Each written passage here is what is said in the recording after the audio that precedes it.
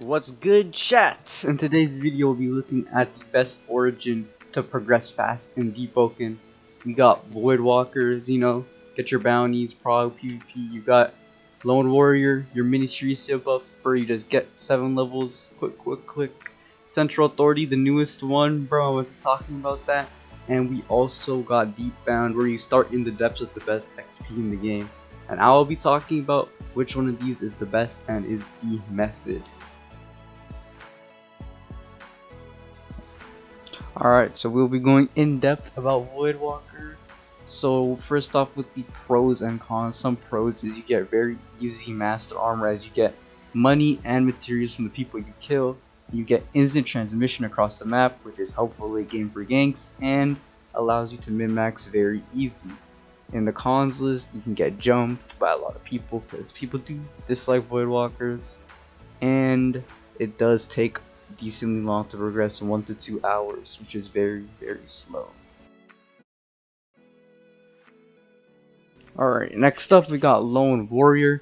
For the pros, you get your nice 7 levels, you get a quick start, you get a very easy pre-shrine, you can put your points in however you wish, you get a fast track to progression, but in the cons, the endgame progression is pretty bad. You get no benefits for really going this progression other than spawning at mini Shirisia, and that's pretty bad. So at the end of the day, this progression method is pretty bad. It's really only for beginners.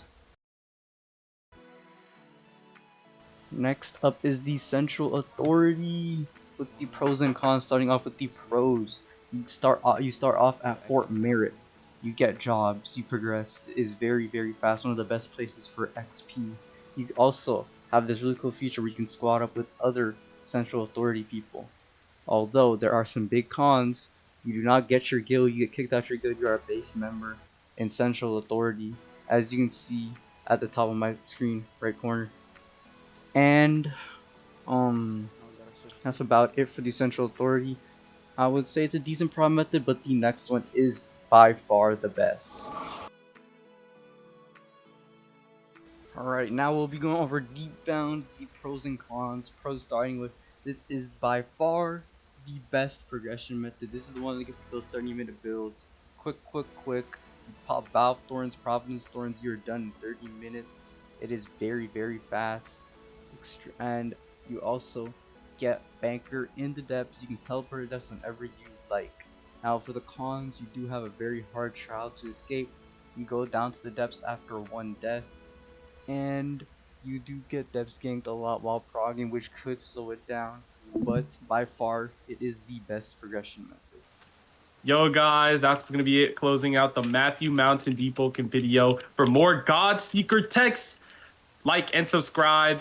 Make sure to keep up with the content. More coming soon. Goodbye, Matthew Mountain Deepwoken community. Hawk Tua.